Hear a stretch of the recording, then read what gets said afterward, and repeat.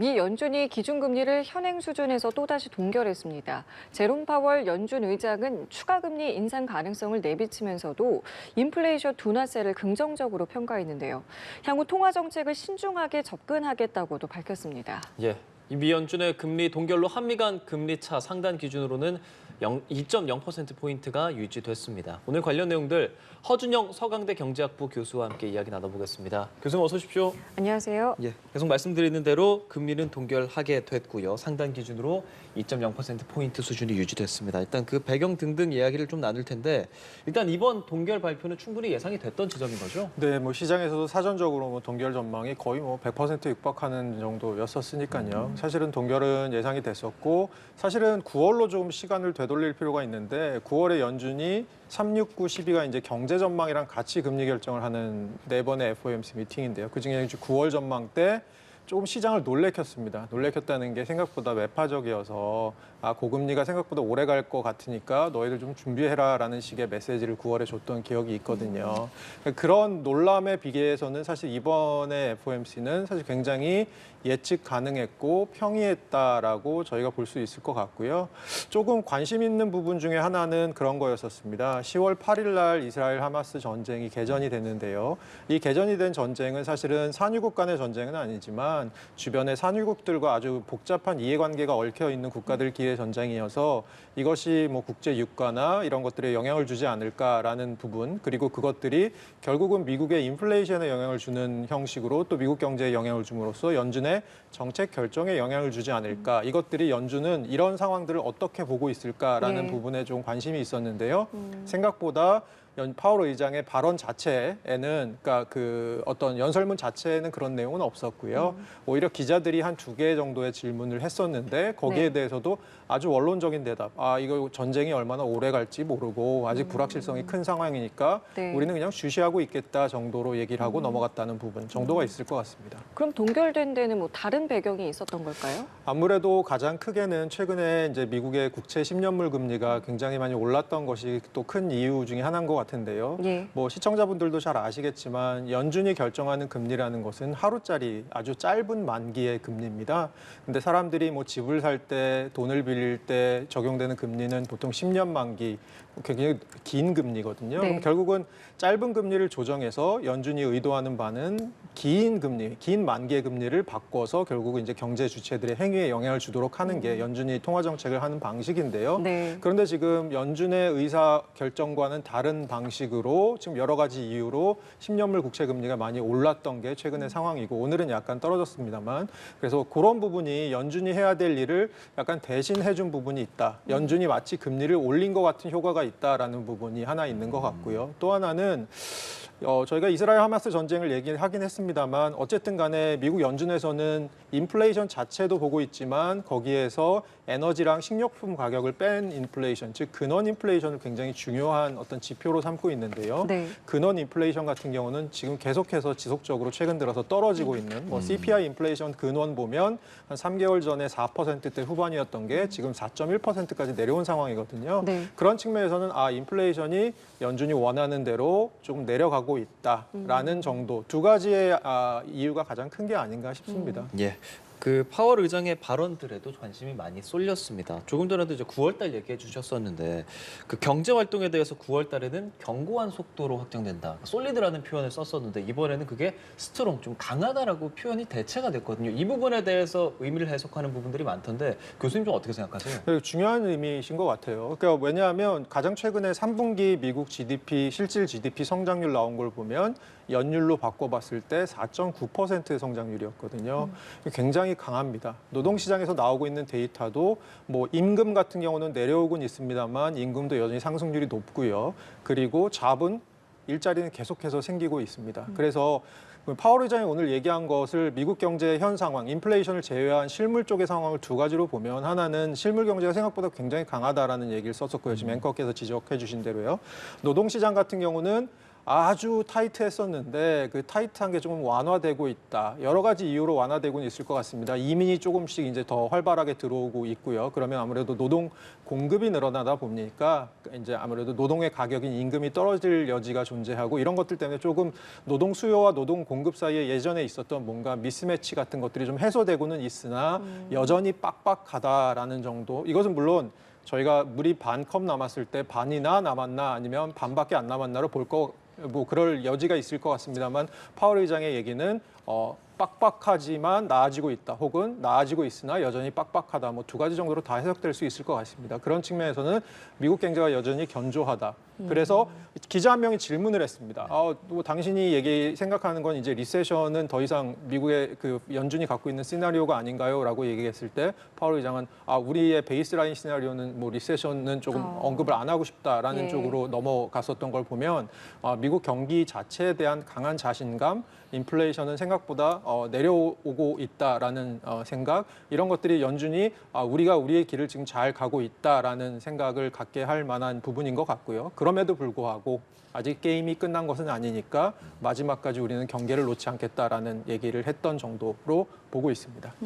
그러면은 앞으로 추가 금리 인상이 있을 것이냐. 근데 오늘 파월 의장의 발언을 보면 긴축 가능성에 대해서 여지를 좀 남겼거든요. 근데 당장 이제 FOMC는 다음 달 한 번 남았단 말이에요. 그리고 시장에서는 없을 것이다. 이제 이게 거의 중론인 것 같고요. 좀 어떻게 예상하세요? 저도 사실은 더 이상 한 번 더 올려야 될 이유를 찾기가 좀 힘들지 않을까라고 생각을 하고 있고요. 그것은 조금 아까 말씀드린 대로 두 가지 정도 이유인 것 같습니다. 하나는 미국 국채 시장에서 어쨌든 국채 장기 금리 이자율이 좀 올라가 있는 상태가 있고 이 부분에서 연준이 지금 인플레이션이 제대로 본인들이 생각하는 대로 내려오고 있다고 한다면 거기 이렇게 말을 하고 나서 근데 우리는 금리 올릴 거야라고 얘기하기가 굉장히 힘든 거 뭔가 앞뒤가 안 맞는 얘기인 것 같고요. 그래서 올해는 제 생각에는 이 상태로 종료가 되지 않을까. 그러니까 12월에는 동결을 하고 끝나지 않을까라고 생각을 하고요.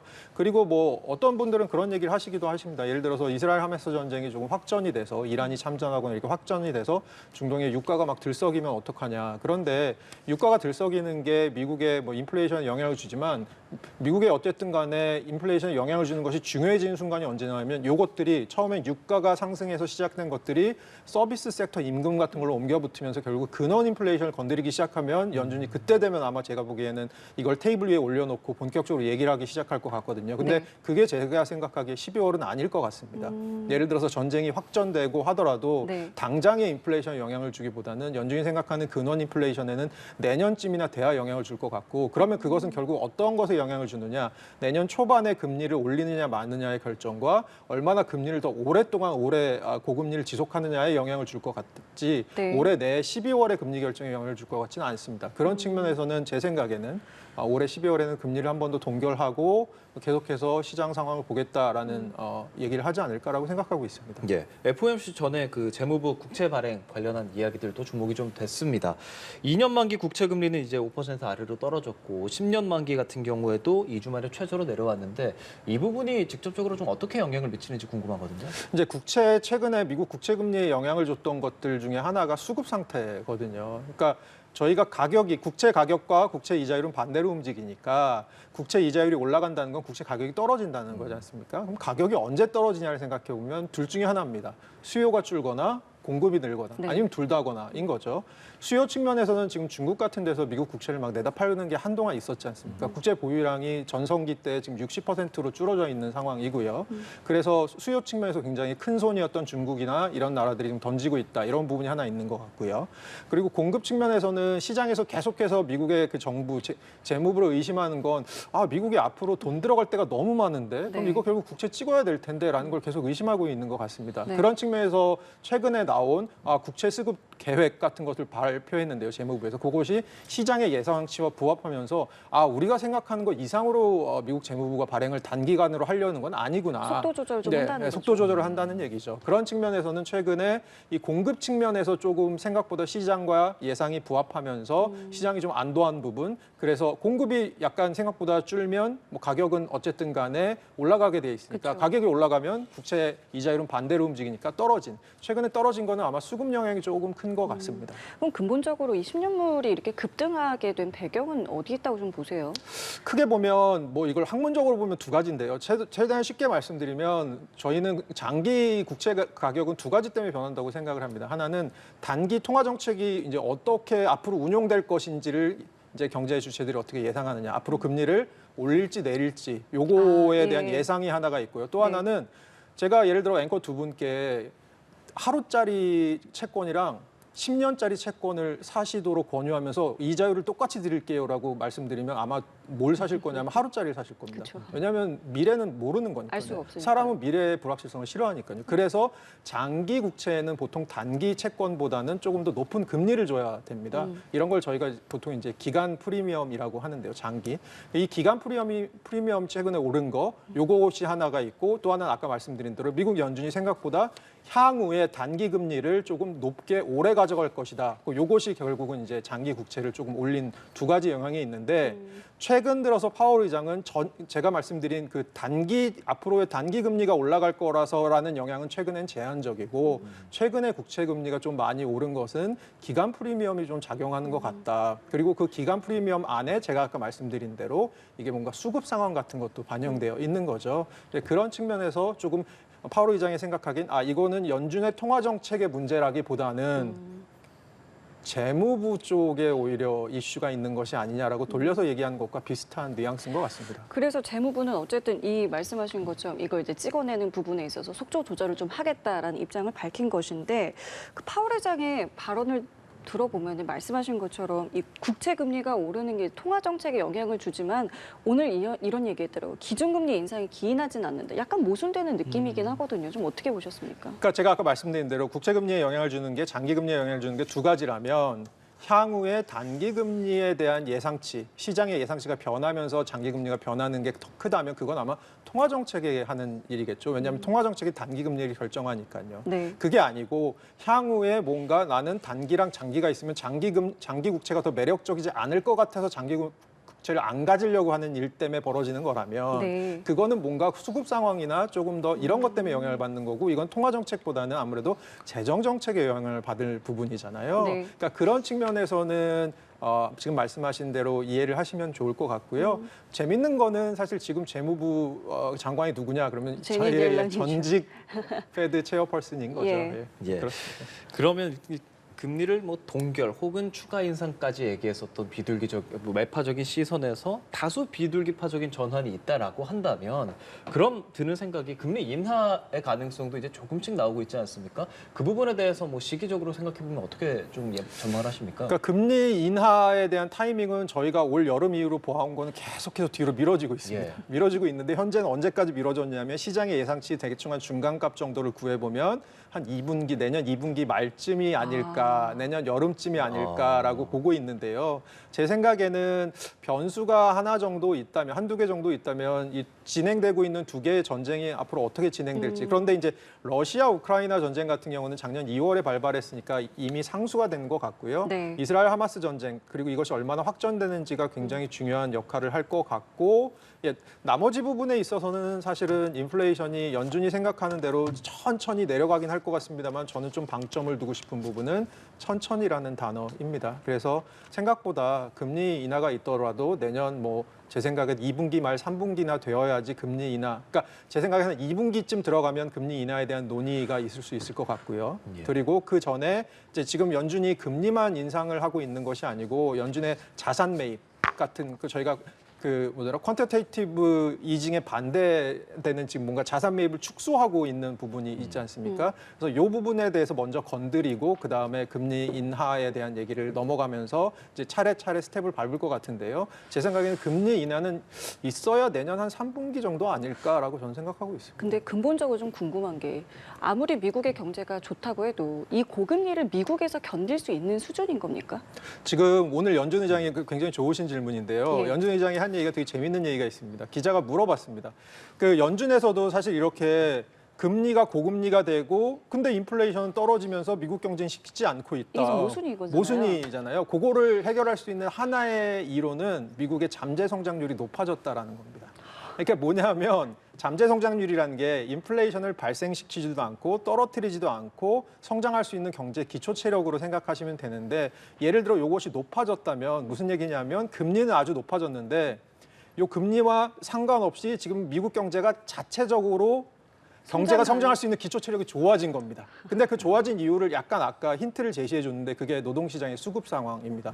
코로나 때문에 베이비 부머들이 엄청나게 은퇴를 했고요. 그래서 한동안 그리고 코로나로 인해서 돌아가신 분들도 많고요. 그래서 한동안 노동시장이 굉장히 공급이 부족했다라고 생각하는데 이제 코로나가 풀리고 그리고 그 코로나 때 굉장히 대규모로 풀렸던 정부의 어떤 재정 정책 프로그램 같은 것들이 이제 없어지면서 이제 여분의 저축 같은 것들이 사라지면서 다시 이제 이분들이 노동시장으로 돌아오고 있다. 아, 그렇군요. 그리고 거기다가 이민이 코로나 때 다시- 미국 대사관 다 닫혀서 이민이 안 됐던 거가 좀 풀어지면서 이민도 다시 들어오고 있다라고 본다면 결국은 노동시장에 한동안 굉장히 수급이 안 맞았었는데 그것들이 조금 수급이 맞고 있으면서 반대로 생각해 보면 이것이 미국 경제 기초 체력을 약간 올린 게 아니냐. 그래서 이렇게 고금리에도 버틸 수 있는 게 아니냐라는 식의 해석을 아까 파월 의장이 직접 자기의 육성으로 얘기를 잠깐 기자와 문답 시간에 얘기를 했었거든요. 그것이 하나의 가능성이고요. 사실은 가능성은 하나는 아닐 것 같습니다. 그럼에도 불구하고 사실은 지금도 연준에서 혹은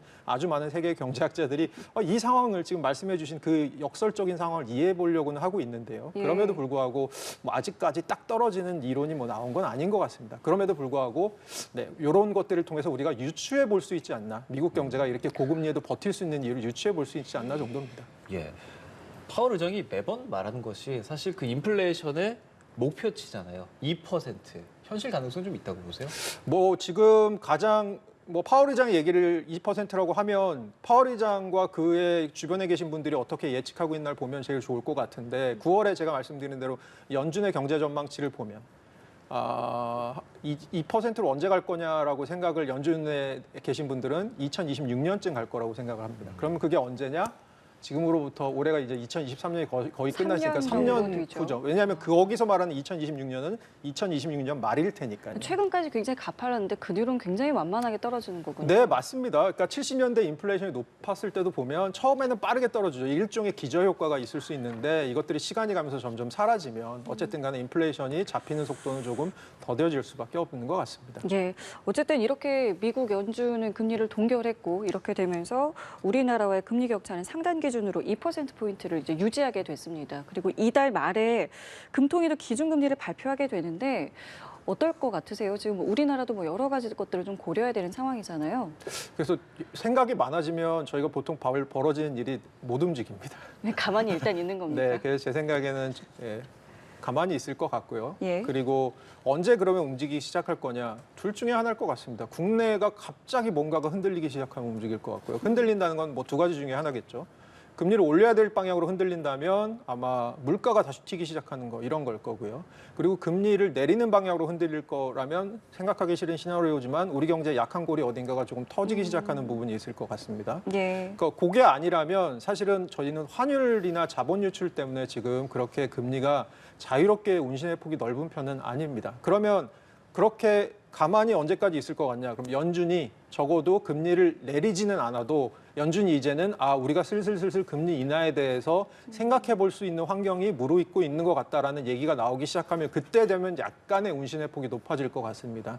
그러면 그때 돼서야 조금 움직일 수 있지 않을까 생각을 하고요. 근데 제가 아까 말씀드린 그 전에 움직인다면 그 두 가지 이벤트 다 그렇게 좋은 이벤트는 아닙니다. 한국은행이 예를 들어서 물가가 지금 뭐 예를 들어서 전쟁이 확전이 되면서 수입 물가가 들썩이고 환율이 들썩이면서 물가가 다시 튀기 시작한다. 그러면 이제 사실 굉장히 큰 문제고요. 네. 또 하나는 우리나라 경기가 조금 더 심하게 꺾인다라는 것도 사실 좋은 얘기는 아니거니까 사실은 조금 한은은 최대한 연준의 움직임을 보면서 보수적으로 통화정책 운용을 하지 않을까라고 저는 보고 있습니다. 그러면 지난달에 3.5% 그때 동결할 때 만장일치 나왔었잖아요. 그러면서 향후 3개월에 대해서 얘기할 때는 다소 좀 이견이 있었고 지금 전반적인 기조는 어떤 생각들을 하고 있는 거라고 생각하세요? 한은에서? 한은은 그러니까 제가 여기서 말씀드렸었나요? 저희 골키퍼가 골 막으러 들어올 때 얘기 예, 드렸었잖아요. 말씀하셨어요. 한쪽으로 무게중심 두고 한다고요. 근데 무게중심은 금리를 올리는 쪽에 두고 있고요. 금리를 올리는 쪽에 무게중심을 두고 있는 건 표면적으로는 어쨌든 간에 물가가 다시 튈 가능성과 가계부채인 것 같습니다. 지금 가계부채도 심상치 않으니까요. 뭐 다시 최근 들어서 약간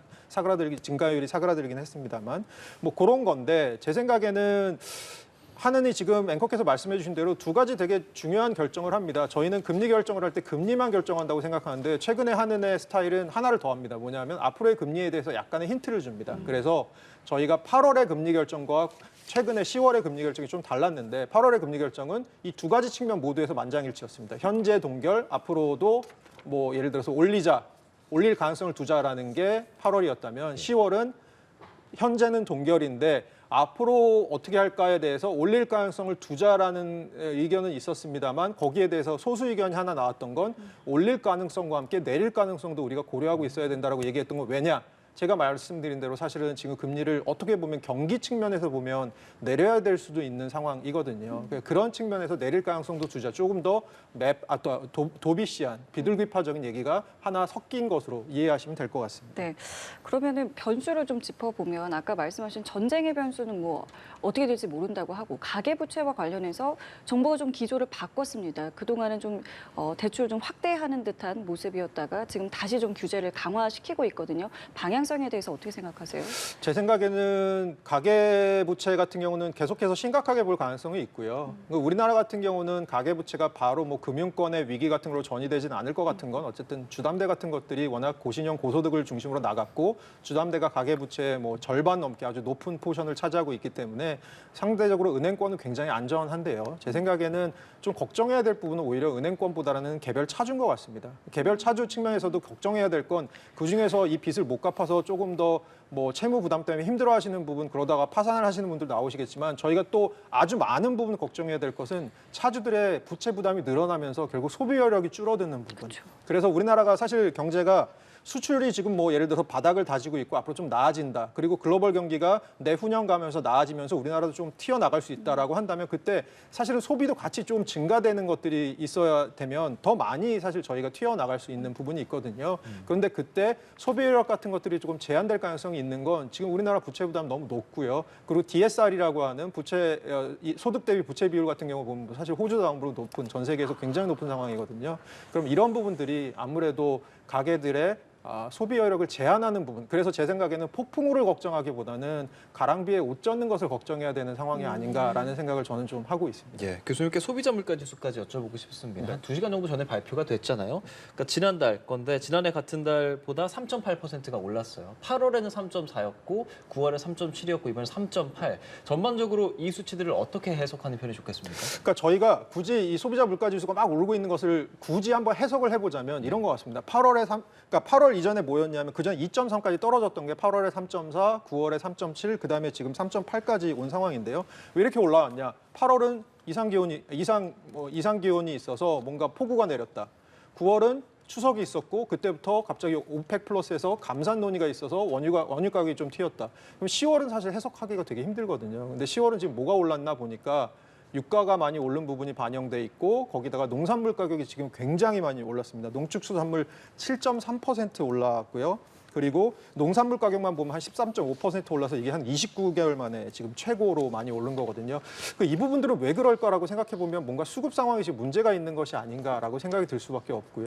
이 부분들을 조금 정부나 하는에서 특히 정부에서도 이 부분들에 대해서 방금 전에도 뭐 대책은 나왔습니다만 그 대책이 미봉책이 아니고 조금 뭔가가 잘못됐는지를 짚어보고 좀 더 근원적인 대책을 하지 않으면 사실 지금 겨울로 넘어갑니다. 그렇죠. 겨울로 넘어가면서 지금 사실은 취약계층의 어떤 물가 부담 이런 것들은 더 가중될 가능성이 큽니다. 네. 그러니까 이런 부분들에 대해서 조금 세심한 정책적인 배려가 필요하지 않은가라고 생각하고 있습니다. 예, 알겠습니다. 저희 오늘 말씀 여기까지 함께하겠습니다. 지금까지 허준영 서강대 경제학부 교수와 함께했습니다. 고맙습니다. 고맙습니다.